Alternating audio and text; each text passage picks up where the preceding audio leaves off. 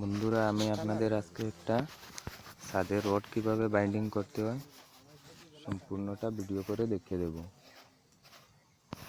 আপনারা দেখতে পাচ্ছেন আমাদের মেন বারের রডগুলো ঢুকানো হচ্ছে। এক রুমে মেন বার ঢুকানো শেষ। 10 ইঞ্চি পরপর প্রত্যেকটা গ্যাপ 10 ইঞ্চি পরে পরে রডগুলো ঢুকানো হচ্ছে। আর এখন সবগুলো 10 mm রড ঢুকছে।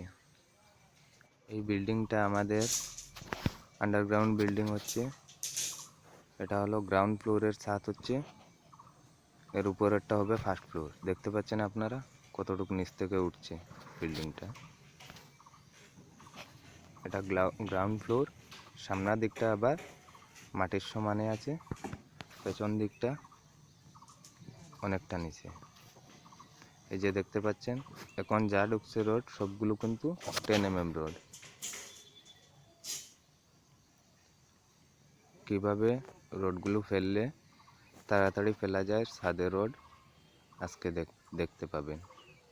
এই যে আমাদের পিলারগুলো দেখতে পাচ্ছেন, পিলারে কতগুলো রড দেওয়া হয়েছে। প্রত্যেকটা কলমে 16 mm চারটা, 12 mm চারটা দেওয়া হয়েছে। ওভার ব্যান্ড করে বিমগুলো বাঁধা হয়েছে। রুমগুলো সোজাসুজি না হওয়ার কারণে আগে আমরা বিমগুলো ঢালাই করে নিয়েছি, যাতে ছাদের শাটারিংটা করতে সুবিধা হয়। দেখতে পাচ্ছেন কত সুন্দর করে রডগুলো ফালানো হচ্ছে। প্রত্যেকটা গ্যাপ সমানভাবে রেখে রডগুলো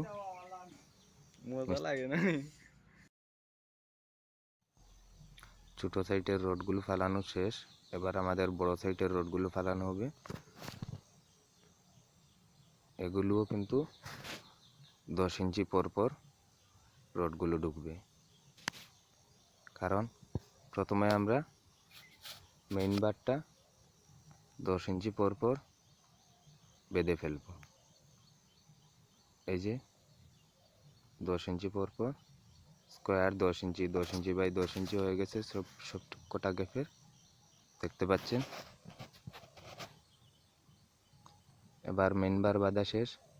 ক্র্যাঙ্কের রডগুলো আগে কিন্তু ফেলে নেব। মিডিলে মেইন বারের রড ফোরে ফেলবো আমরা, আপনারা দেখতে পাবেন, যাতে কাজগুলো তাড়াতাড়ি হয়, রড না টানতে লাগে। এই জন্য আগে ক্র্যাঙ্কের ছোট রডগুলো ফেলবো। এবার প্রথমে আমরা ছোট রডগুলো ফেলে নেই, তারপরে মেইন বারের রডগুলো ঢুকিয়ে নেব। এই যে দেখতে পাচ্ছেন কিভাবে প্রত্যেকটা গ্যাপের মিডিলে 8 mm রড একটা করে চাটছে। প্রত্যেকটা নয়, মিডিলে 8টা গ্যাপে, কারণ যতটুকু জায়গা ক্র্যাঙ্ক উঠবে ততটুকু জায়গায় শুধু রডটা ফালানো হবে। এবার বাইন্ডারের রড ফোরে ঢুকবে। এই যে দেখতে পাচ্ছেন এক রুমে রড ফেলানো শেষ। এবার গ্যাপটা হয়ে যাবে 5 ইঞ্চি পর পর। তাতে কি হবে, একটা 8 mm একটা 10 mm, একটা 8 mm একটা 10 mm, সব দিকে এইভাবেই বসবে। এতে মালিকের খরচা কমবে, মিস্ত্রিদের কাজ করতে কোনো অসুবিধা হবে না। এই যে দেখতে পাচ্ছেন আরেকটা রুমে ফেলানো হচ্ছে।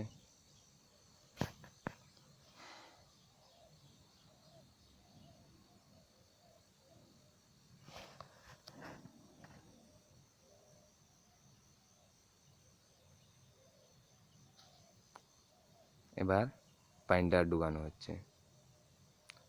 ক্র্যাঙ্ক মেন বার দুটোর উপরেই বাইন্ডার ঢুকানো হচ্ছে।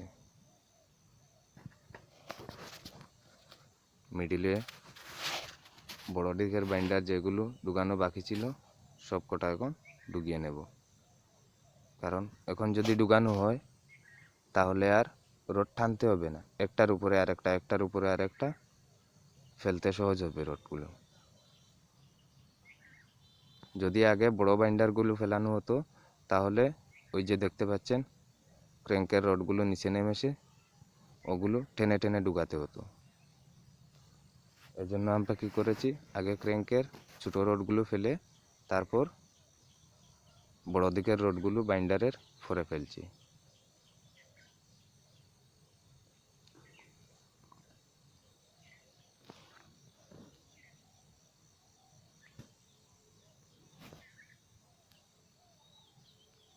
এই যে দেখতে পাচ্ছেন একটা রড এখানে আমাদের একটা গ্যাপ ছোট বড় হওয়ার কারণে ভিতর দিকে ঢুকাতে হয়েছে।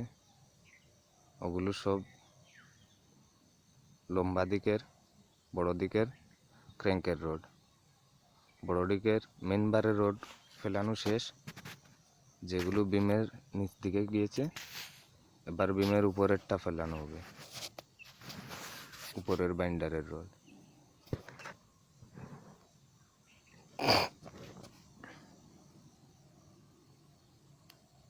এই যে দেখতে পাচ্ছেন আবারও সবকটা গ্যাপের মিডিলে বাইন্ডারের রড ফেলছে, ক্র্যাঙ্কের রড। ওগুলো 8 mm, একটা 8 একটা 10। প্রথমে 10 mm ঢুকেছে, এখন যা ঢুকবে 8 mm ঢুকবে। 10 mm ঢুকা শেষ।